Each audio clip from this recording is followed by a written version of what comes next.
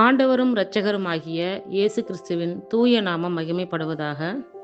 மத்தேயு எழுதிய சுவிசேஷம் 20ஆம் அதிகாரத்தில் உள்ள வசனங்களை நாம் இப்பொழுது தியானிக்க இருக்கிறோம். பரலோக ராஜ்யம் வீட்டெஜமானனாகிய ஒரு மனுஷனுக்கு ஒப்பாய் இருக்கிறது. அவன் தன் திராட்சை தோட்டத்துக்கு வேலையாட்களை அமர்த்த அதிகாலையிலே புறப்பட்டான். வேலையாட்களுடன் நாள் ஒன்றுக்கு 1 பணம் கூலி பேசி அவர்களை தன் திராட்சை தோட்டத்துக்கு அனுப்பினான். 3ஆம் மணி வேளையிலும் அவன் புறப்பட்டு போய் கடைத்தெருவிலே சும்மா நிற்கிற வேறு சிலரை கண்டு, நீங்களும் திராட்சை தோட்டத்துக்கு போங்கள், நியாயமானபடி உங்களுக்கு கூலி கொடுப்பேன் என்றான். அவர்களும் போனார்கள். மறுபடியும் 6ஆம் 9ஆம் மணி வேளையிலும் அவன் போய் அப்படியே செய்தான். 11ஆம் மணி வேளையிலும் அவன் போய் சும்மா நிற்கிற வேறு சிலரை கண்டு, நீங்கள் பகல் முழுவதும் இங்கே சும்மா நிற்கிறதென்ன என்று கேட்டான். அதற்கு அவர்கள், ஒருவரும் எங்களுக்கு வேலையிடவில்லை என்றார்கள். அவன் அவர்களை நோக்கி, நீங்களும் திராட்சை தோட்டத்துக்கு போங்கள், நியாயமானபடி கூலி பெற்றுக் கொள்வீர்கள் என்றான். சாயங்காலத்தில் திராட்சை தோட்டத்துக்கு எஜமான் தன் காரியக்காரனியை நோக்கி, நீ வேலையாட்களை அழைத்து பிந்தி வந்தவர்கள் தொடங்கி முந்தி வந்தவர்கள் வரைக்கும் அவர்களுக்கு கூலி கொடு என்றான். அப்பொழுது 11ஆம் மணி வேளையில் வேலையமர்த்தப்பட்டவர்கள் வந்து ஆளுக்கு ஒவ்வொரு பணம் வாங்கினார்கள். முந்தி அமர்த்தப்பட்டவர்கள் வந்து தங்களுக்கு அதிக கூலி கிடைக்கும் என்று எண்ணினார்கள். அவர்களும் ஆளுக்கு ஒவ்வொரு பணம் வாங்கினார்கள். வாங்கி கொண்டு வீட்டெஜமானை நோக்கி, பிந்தி வந்தவர்களாகிய இவர்கள் 1 மணி நேரம் மாத்திரம் வேலை செய்தார்கள். பகலின் கஷ்டத்தையும் வெயிலின் உஷ்ணத்தையும் சகித்த எங்களுக்கு இவர்களை சமமாக்கினீரே என்று முறுமுறுத்தார்கள். அவர்களில் ஒருவனுக்கு அவன் பிரதி உத்தரமாக, சிநேகிதனே, நான் உனக்கு அநியாயம் செய்யவில்லை. நீ என்னிடத்தில் ஒரு பணத்துக்கு சம்மதிக்கவில்லையா? உன்னுடையதை நீ வாங்கி கொண்டு போ. உனக்கு கொடுத்தது போல பிந்தி வந்தவனாகிய இவனுக்கும் கொடுப்பது என்னுடைய இஷ்டம்.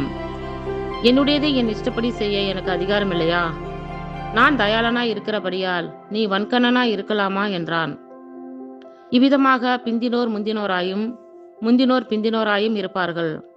அழைக்கப்பட்டவர்கள் அநேகர், தெரிந்து கொள்ளப்பட்டவர்களோ சிலர் என்றார். இயேசு எருசலேமுக்கு போகும்போது வழியிலே 12 சீஷரையும் தனியே அழைத்து, இதோ எருசலேமுக்கு போகிறோம்.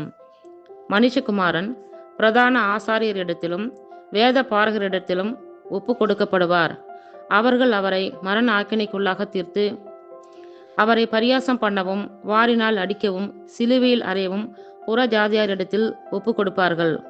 ஆகிலும் 3ஆம் நாளிலே அவர் உயிரோடு எழுந்திருப்பார் என்றார். அப்பொழுது செபதேவின் குமாரருடைய தாய் தன் குமாரரோடு கூட அவரிடத்தில் வந்து அவரை பணிந்து கொண்டு, உம்மிடத்தில் ஒரு விண்ணப்பம் பண்ண வேண்டும் என்றாள். அவர் அவளை நோக்கி, உனக்கு என்ன வேண்டும் என்று கேட்டார். அதற்கு அவள், உம்முடைய ராஜ்யத்திலே என் குமாரராகிய இவ்விரண்டு பேரில் ஒருவன் உமது வலது பாரிசத்திலும் ஒருவன் உமது இடது பாரிசத்திலும் உட்கார்ந்திருக்கும்படி அருள் செய்ய வேண்டும் என்றாள். இயேசு பிரதி உத்தரமாக, நீங்கள் கேட்டுக்கொள்கிறது என்னது என்று உங்களுக்கு தெரியவில்லை.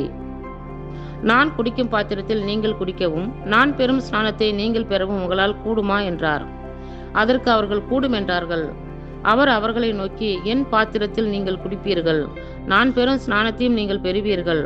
ஆனாலும் என் வலது பாரிசத்திலும் என் இடது பாரிசத்திலும் உட்கார்ந்திருக்கும்படி என் பிதாவினால் எவர்களுக்கு ஆயத்தம் பண்ணப்பட்டிருக்கிறதோ அவர்களுக்கே அல்லாமல் மற்றொருவருக்கும் அதை அருள்வது என் காரியமல்ல என்றார். மற்ற 10 பேரும் அதை கேட்டு அந்த 2 சகோதரர் பேரிலும் எரிச்சலானார்கள். அப்பொழுது இயேசு அவர்களை கிட்ட வர செய்து, புற ஜாதியாருடைய அதிகாரிகள் அவர்களை இருமாப்பாய் ஆளுகிறார்கள் என்றும் பெரியவர்கள் அவர்கள் மேல் கடினமாய் அதிகாரம் செலுத்துகிறார்கள் என்றும் நீங்கள் அறிந்திருக்கிறீர்கள். உங்களுக்குள்ளே அப்படி இருக்கலாகாது. உங்களில் எவனாயிலும் பெரியவனாய் இருக்க விரும்பினால் அவன் உங்களுக்கு பணிவிடைக்காரனாய் இருக்க கடவன்.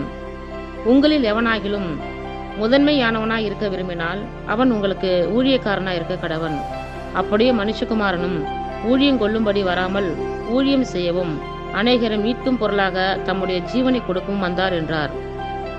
அவர்கள் எரிகோவில் இருந்து புறப்பட்டு போகையில் திரளான ஜனங்கள் அவருக்கு பின் சென்றார்கள்.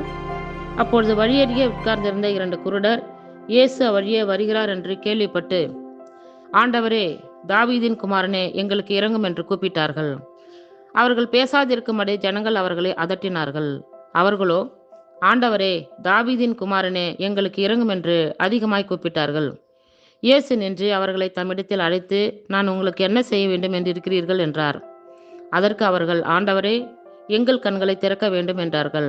இயேசு மனதுருகி அவர்கள் கண்களை தொட்டார். உடனே அவர்கள் பார்வையடைந்து அவருக்கு பின் சென்றார்கள்.